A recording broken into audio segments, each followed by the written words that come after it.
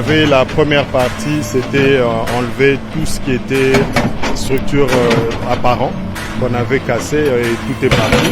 Et là, nous sommes dans la deuxième partie où il fallait décaper tout le béton qui était sur la surface. Là, on est en train de continuer et de l'autre côté, on a déjà commencé à évacuer. Donc, on décape et on évacue en même temps. Les travaux sont organisés d'une certaine manière. On casse, on arrête de casser, on évacue. On revient le jour d'après, on continue à casser. Les engins sont là-bas, les camions sont là-bas, on stand-by si je peux dire. Parce que la journée aujourd'hui, on ne fait que démolir, que casser. Et une fois que le marteau-piqueur a fini son travail, la pelle vient pour remplir les bennes et ça part. Mais les travaux, c'est quoi? C'est déjà ce qu'on fait. Après, comme j'ai toujours dit, construire le marché central, c'est pas poser une brique sur l'autre.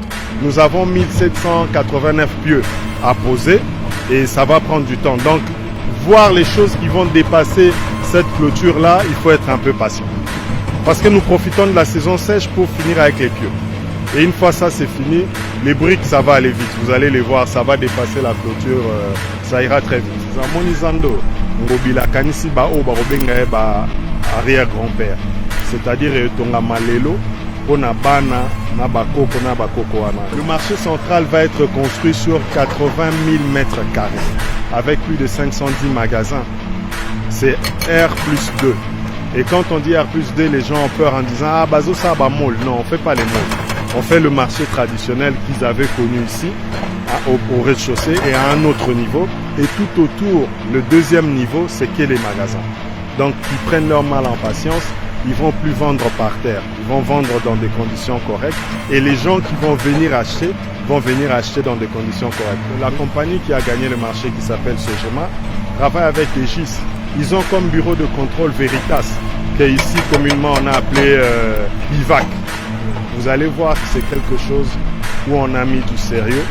Il y a une maman qui pleure parce qu'on a cassé le marché central. Elle ne sait plus où vendre. Mais il y a une autre maman qui est en train de pleurer son enfant à l'hôpital, qui a mangé des choses qui étaient sales, qui est en train de pleurer l'enfant. Et j'avais posé une question. Et ces deux mamans, laquelle vous soutenez? Laquelle vous trouvez qu'il faut lui donner solution à son problème?